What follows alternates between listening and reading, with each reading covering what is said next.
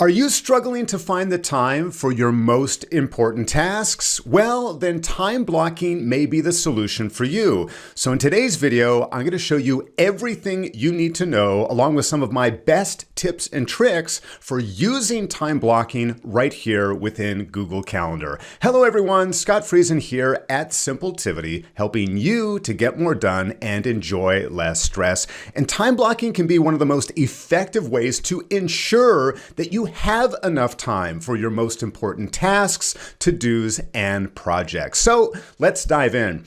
Here I've got a pretty typical looking calendar. I've got a week in front of me here where I've got several different meetings, events, and appointments. And by default, most of our calendars are built upon these things that involve at least one other person. I've got things like a sales presentation where I'm going to be presenting to another team.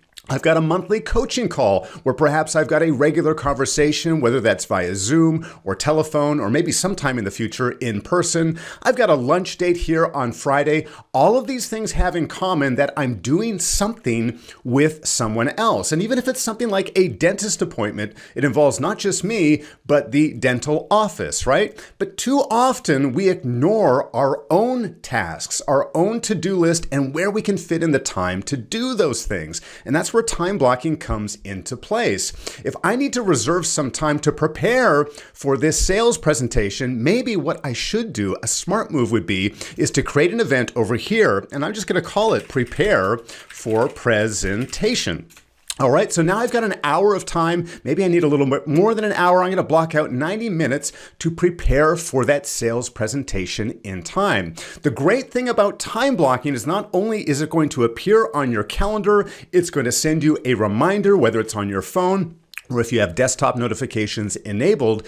But the bonus is that it will block out time from other people who may be trying to book an event with you. So if you have a calendar that is linked to other people within your organization, it's going to show as busy. If you have your Google Calendar linked to a scheduling tool such as Calendly, it's going to block this out as well. So that's one of the effective uses of using time blocking. And you can use it for a variety of activities.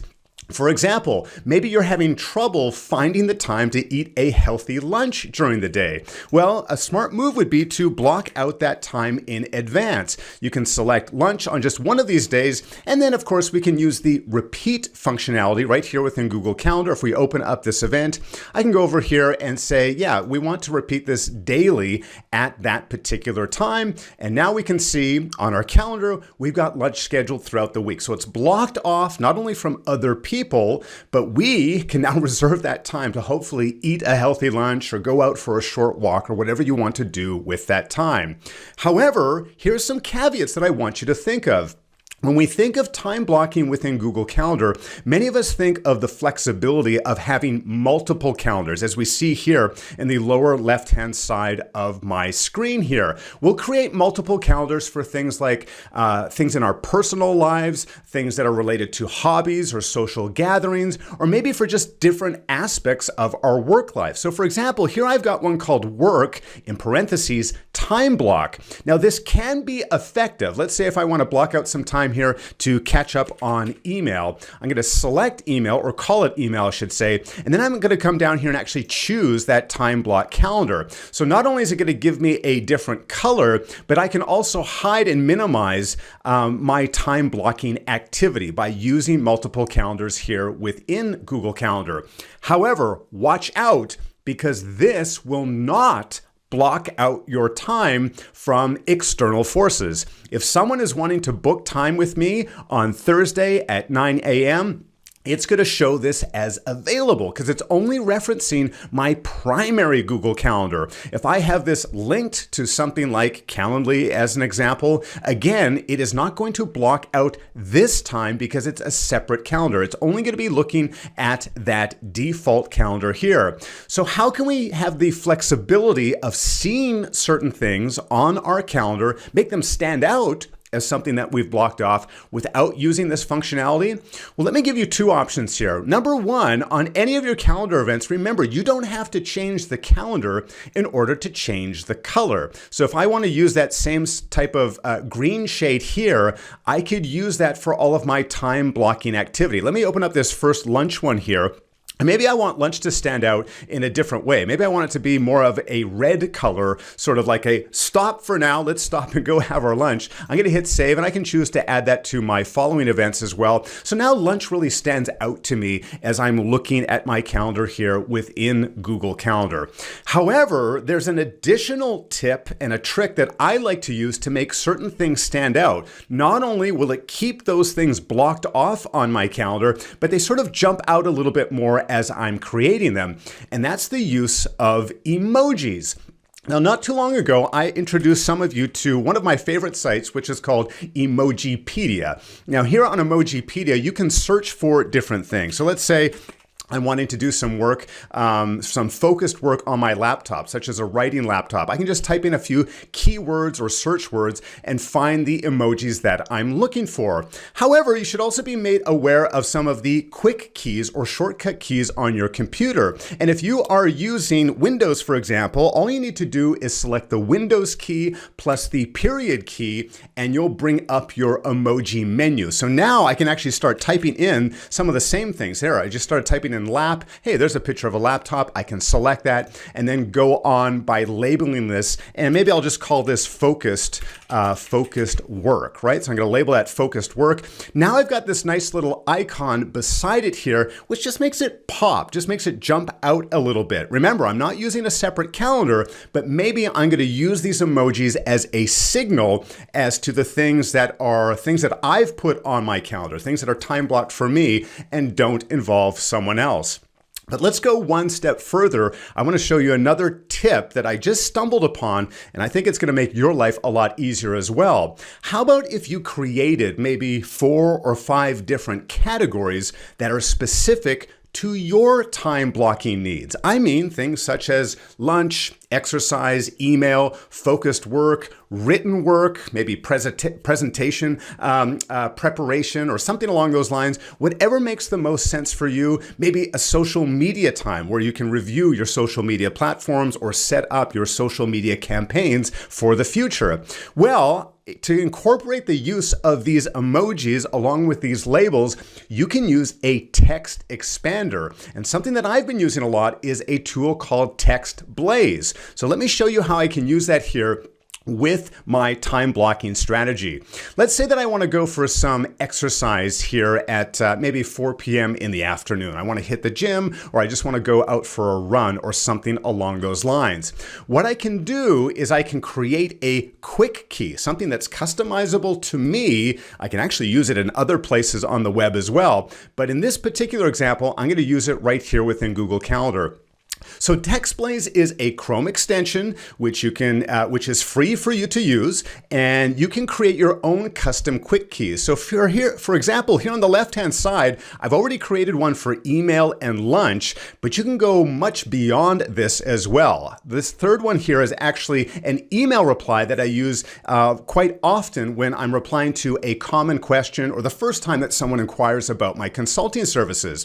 So all you need to do is give it a title, choose the quick key that you want to use to trigger this, and then you can edit all of this text down below. So here, for example, is this email reply. Let me just go back to the test screen here. So if I enter in my quick key, in this case, which is /TR, I've got the entire email response right in front of me. It just appears. So wherever I want to put this, I can do so. Let's try this with one of the existing ones that I have here, an email label, and I've chosen the quick key EL. So if I want to create some time here for email here, maybe later in the day, I'm going to open this up and I'm just going to type in EL. Boom, I've got the emoji, I've got the all caps email for a reason, because maybe I want it to stand out that much more. That's when I'm going to do my email at the end of that day. Maybe I need to do some more catch up on Friday. I'm going to come over here, I'm going to type in EL. There it is again. Hit enter on my keyboard. Now I'm quickly and easily adding things right here on my calendar. Let's go back to that exercise example and show you how you can create your own here within TextBlaze, or there are other text expanders that you may be using already. So I'm going to hit the plus key here to create something new, and I'm going to call this one exercise. In this case. Now, when it comes to the shortcut key, you don't have to use a / or a special key. In fact, often what I like to do is use a combination of keys that are already in the word that I don't use very often. But in this case, I think EX is maybe a good choice in this case. I'll use that as my shortcut. And then down below here, I'm going to pick my emoji. I'm going to use that Windows period to pull up this quick menu here. I'm going to choose one of these runners here. I'm going to put that in here, and then I'm going to give it a space, and I'm going to say let's use all caps like I showed before, exercise. Okay, so this is going to jump up big in all caps along with the emoji. I don't even have to hit save here within TextBlaze. It's going to work automatically for me. If I want to test it out right here within TextBlaze, they give you a handy way to do so. Let's try that. EX. Boom, there it is. So let's go back to our calendar, and let's say I want to add exercise all throughout the week at 4 p.m. I'm going to come up here. I'm going to enter in my quick key. There it is. If I want to repeat it, I can come in here and I can choose to, let's repeat this daily and hit save. Now I've got my exercise listed throughout the week. It's nice in all caps, so it stands out from my other appointments, and I've got that emoji there as well.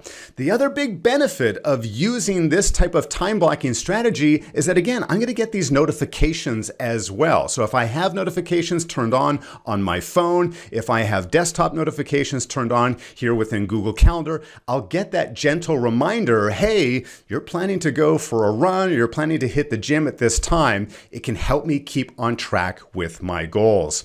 The last tip I want to share with you here today when it comes to time blocking within Google Calendar is another way to quickly add your events, and it does involve a shortcut key, but not an auto expander. In this case, I want you to remember the letter C on your keyboard. Whenever you have Google Calendar open and you hit C on your keyboard, it's going to immediately open up to create a new event. So now I can add that title, I can set a repeat period if necessary, and then hit save and immediately jump back to my calendar. Now, one of the drawbacks is that it is going to open up in a full screen, so you can't actually see the other things in front of you. But if you're on a different part of your calendar, maybe you're a few weeks in advance or you've been reviewing something in the past, using C on your keyboard can be a great way of doing so. Now, if you'd like to learn even more tips and tricks and how to get the most out of Google Calendar, be sure to click on the video here on the screen in front of you. Thank you so much for watching, and remember, being productive does not need to be difficult.